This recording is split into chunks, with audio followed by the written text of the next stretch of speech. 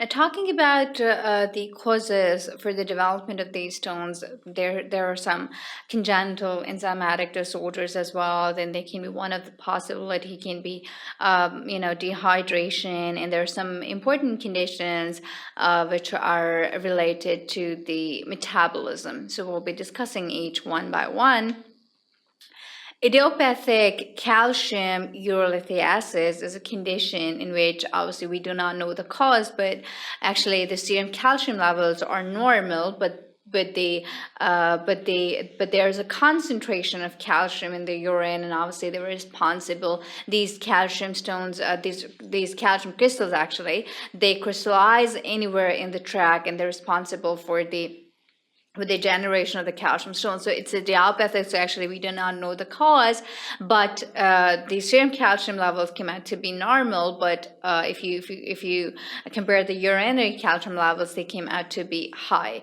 Then there's another disorder, which is, they're hypercalcemic disorders, okay? So that technically means maybe some disorders related to the parathyroid hormone, like it can be hyperparathyroidism, or it can be the adenoma or hyperplasia, and obviously these responsible for, obviously there would be more of the PTH, and there would be more of the vitamin D, and there would be more of the absorption from the intestine, like calcium would be absorbed more from the intestine, and obviously when parathyroid hormone would be working, more than normal concentration, or the activity would be higher in hyperplasia or hyperparathyroidism, then obviously there would be more of the bone resorption. And because of this bone resorption, more of the minerals like the calcium will be generated. And so these hypercalcemic disorders, they're also responsible. They obviously they interfere with the calcium metabolism, and obviously there would be concentration and crystallization of the calcium and precipitation of the stones. Then there are some conditions like the renal tubular syndrome, especially the renal tubular acidosis. There are actually 3 types of the renal tubular acidosis, but type 1 is the most important one, which is actually associated and linked to the development of these stones. And then there are some conditions like hyperoxaluria and cystinuria and xanthinuria, obviously, in which there are some kind of enzymatic disorders in which there is maybe a deficiency of xanthine oxidase, and there are some conditions, hyperoxaluria, in which there is some kind of enzymatic deficiency, and glycoxylate metabolism is being affected, and these oxalates will be concentrated, and they will crystallize, and later on the stones will be formed. Uric acid lithiasis, this is the most important condition. Okay, so actually uric acid is being produced from the metabolism of the purines, and so any condition in which there's a hypermetabolism and there's more of the degradation of the proteins, then obviously there would be more generation of the uric acid. And there are some myeloproliferative disorders and some cancers like leukemias in which there's a high turnover. And obviously the high cell turnover would lead to the more of the uric acid. And this uric acid would come and concentrate in the urinary tract, and uric acid stones would be formed. Already described about the enzymatic disorders. There are the hyperoxaluria, xanthinuria, cystinuria.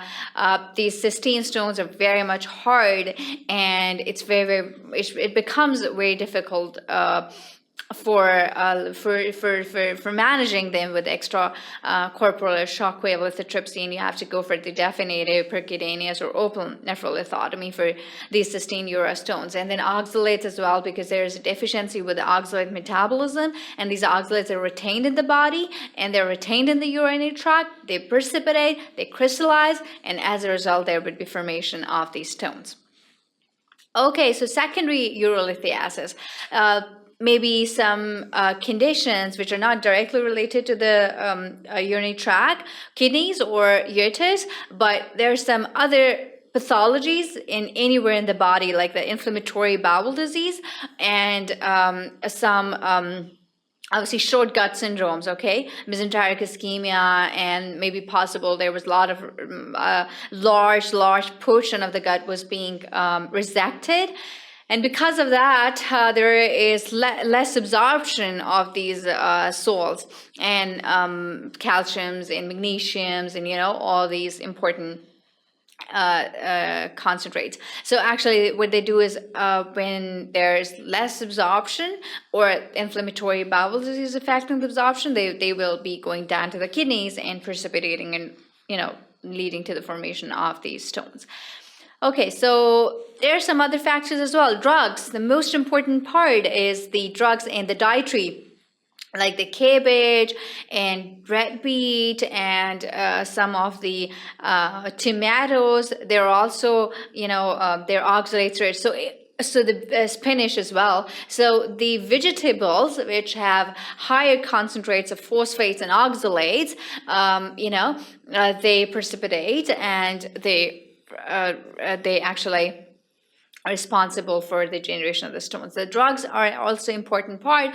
Thiazide-diuretics, acetozolamide, allopurinol, which is xanthine oxidase inhibitor. So these are all the drugs which can actually lead to the nephro-urolithiasis.